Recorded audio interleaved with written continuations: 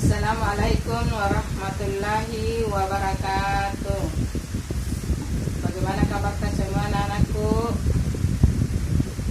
Apakah kita masih sehat-sehat dalam lindungan Allah Subhanahu wa taala?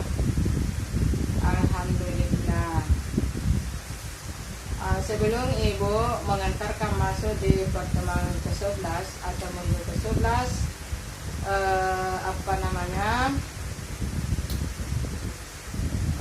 Ibu akan mengantarkan dulu membaca doa.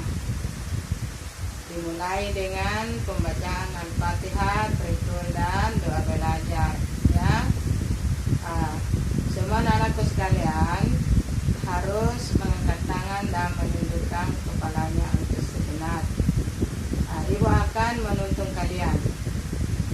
A'udzubillahi minasyaitonirrajim. Bismillahirrahmanirrahim. Alhamdulillahirabbil alamin arrahmanirrahim maliki yaumiddin. Iyyaka na'budu wa iyyaka nasta'in. Ihdinas siratal mustaqim. Siratal ladzina an'amta 'alaihim ghairil maghdubi 'alaihim waladdallin. Amin. A'udzubillahi minasyaitonirrajim. Bismillahirrahmanirrahim. Qul huwallahu ahad, Allahus samad, lam yalid wa lam yulad wa lam yakul lahu kufuwan ahad. Bismillahirrahmanirrahim. Qul a'udzu birabbil falaq min syarri ma khalaq wa min syarri ghasiqin idza waqab wa min syarri naffasati fil 'uqad wa min syarri hasidin idza hasad. Bismillahirrahmanirrahim. Qul a'udzu birabbin nas, malikin nas, ilahin nas, min syarri waswasil nas, allazi yuwaswisu fi sudurin nas, minal jinnati wan nas. Nah, mari kita masih di doa belajar, yaitu doa belajar yang kedua. Bismillahirrahmanirrahim. Rabbi zidni ilman warzuqni fahman. Ya Allah, tambahkanlah ilmuku dan mudahkanlah pemahamanku. Amin, amin ya rabbal alamin. Setelah Ibu memulai pembelajaran kita, Ibu akan memberitahu anak-anakku semua. Sekarang kita masih membahas tentang zakat fitrah dan zakat mal. Jadi di zakat fitrah dan zakat mal ini 3 kali pertemuan, ya. 3 kali pertemuan. Jadi Ibu masih membahas zakat fitrah dan zakat mal. Kita sudah mengerti semua apa yang dimaksud dengan zakat fitrah dan zakat mal. Tujuannya juga sudah disebutkan Ibu di waktu pertemuan ke-8, ya. Jadi ini minggu ini termasuk pertemuan ke-11, karena pertemuan ke-5 itu ulangan harian, pertemuan ke-10 semester, ya. Coba perhatikan baik-baik. Nah, kita bahas sekarang, kita masuk dulu di halaman 74. Coba lihat halaman di bukunya 74, yaitu tentang mempraktekkan ketentuan zakat, ya. Mempraktekkan ketentuan zakat. Nah, coba lihat di situ. Setiap muslim yang memenuhi syarat atau kewajiban mengeluarkan zakat fitrah dilaksanakan setahun sekali. Ya, maksudnya itu setahun sekali, nanti bulan puasa baru kita mengeluarkan zakat fitrah. Jadi dia mengatakan di sini dia mengeluarkan zakat fitrah setahun sekali. Betul tidak? Betul. Nah, di situ sejak awal Ramadan, ya, sampai sebelum salat Idul Fitri. Nah, menunaikan zakat fitrah termasuk bagian dari rukun Islam. Jadi ada kaitannya dengan rukun Islam, itu zakat fitrah. Nah, rukun Islam yang keberapa itu? Coba kita lihat baik-baik atau kita ingat baik-baik. Rukun Islamnya ada 5. Mulai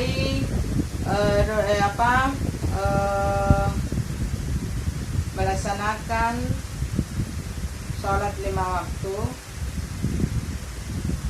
ya.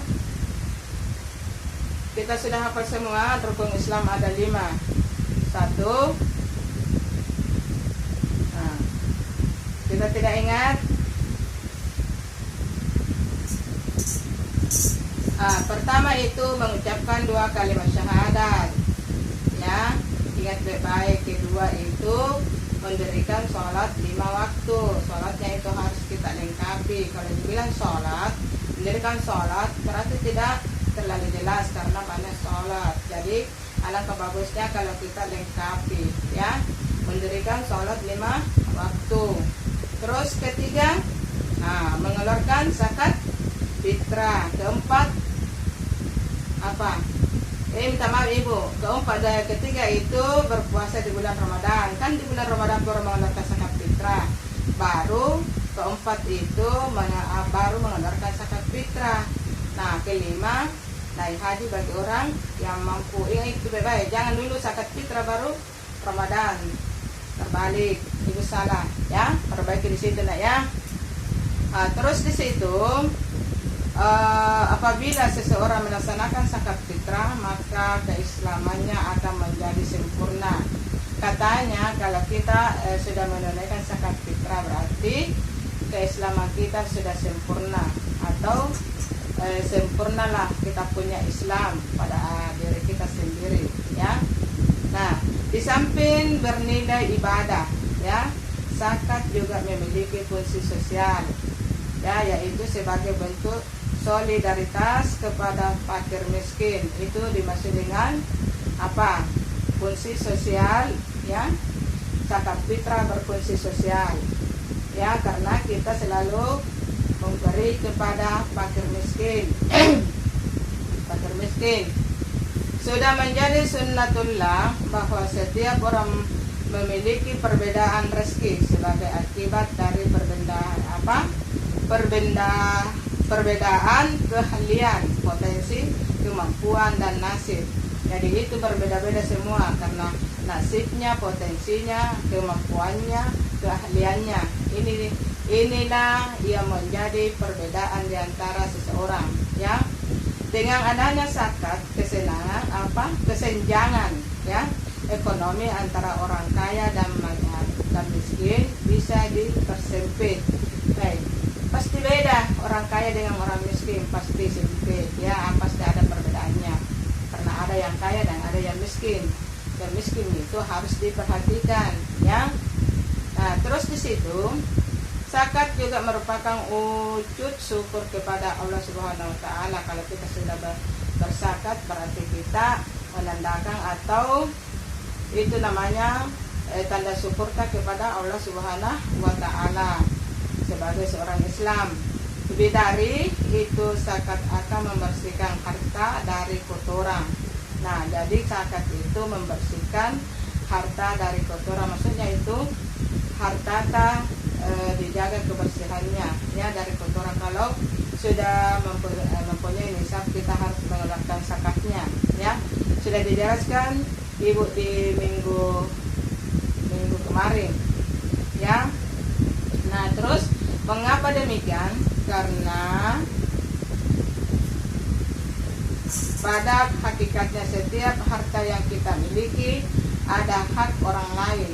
Jadi itu harta yang kita miliki ada haknya orang lain, bukan kita punya hak milik sepenuhnya. Jadi ada haknya orang lain, ya. Makanya itu kita dianjurkan untuk mengeluarkan zakat, ya. Jika harta sudah disakati maka menjadi bersih, ya. Maksudnya itu kalau ada harta sudah sampai nisabnya, kita harus mengeluarkan zakatnya. Kalau sudah dikasih keluar zakatnya berarti harta kita sudah bersih, ya. Tubuh yang diberi makanan, harta yang bersih akan sangat mudah diajar beribadah dan beramal soleh. Katanya itu kalau kita selalu memakan makanan yang bersih, kita gampang katanya diajak untuk beribadah dan beramal soleh. Seperti atau contohnya seperti ini, si A mengajak si B untuk beramal soleh. Apakah dia memberi apa? Entahlah dari si A, ya, itu namanya, ya.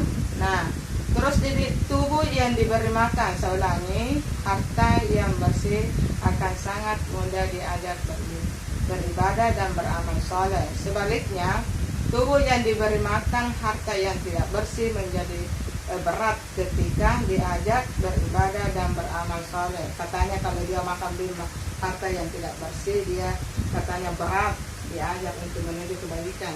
Ya, ada lagi di sini nak ya. Kamu sekarang menjadi cukup mengerti mengenai zakat fitrah dan zakat mal. Kita sudah tahu itu zakat mal, kapan saja bisa dikasih keluar itu zakat mal. Jadi ada perbedaan antara zakat fitrah dengan zakat mal. Kalau zakat fitrah tertentu dia waktunya, kalau zakat mal tidak ada ketentuan, kapan saja, ya, kapan saja dan di mana saja kita bisa berzakat, ya. Terus di situ nah, coba lihat terkait dengan materi ini, lakukan refleksi terhadap diri kamu masing-masing. Jadi kita harus itu kita harus mengetahui diri kita sendiri. Bagaimana diriku ini sebenarnya, apakah sudah mengeluarkan zakat atau bagaimana? Kalau memang itu barang sudah sampai nisabnya, ya. Nah, harus kita ditanggapi pernyataan mereka sesuai dengan apa yang kamu rasakan dengan cara memberi tanda silang pada gambar yang sesuai, ya. Ibu, rangkuman sudah dibacakan sama ibu minggu lalu, jadi ibu jangan terlalu panjang kali lebarnya, ya. Ibu sebelum memberi tugas atau latihan, ibu akan memberitahukan lagi kepada kita semua nak, bahwasanya kalau kita mengerjakan soal atau sebentar kerja di foto dirita, yang foto dirita bersama dengan pekerjaan, baru kita kirim karena mau juga dilaporkan itu. Bukan hanya ibu saja yang mau tahu, mau dilapor kepada kepala sekolah, mau dilihat di TV laporan juga itu nah. Jadi kita harus foto dirita bersama dengan pekerjaan saat kita saat kita kerjakan soal atau saat kita belajar, kita harus foto dirita baru kita kirim dengan pekerjaan tak, ya. Kedua, jangan sekali-kali lupa nama kelas supaya lebih jelas, karena biasanya itu nak ada nama yang sama. Jadi kalau tidak ada kelas tak, bingung ibu bagaimana caranya, ya. Nah, saya akan memberi tugas cuma 5 nomor, ya, cuma 5 nomor. Kita harus kerjakan esai itu di halaman 79, ya, 79. Coba perhatikan baik-baik. Saya akan bacakan dan itu nomor yang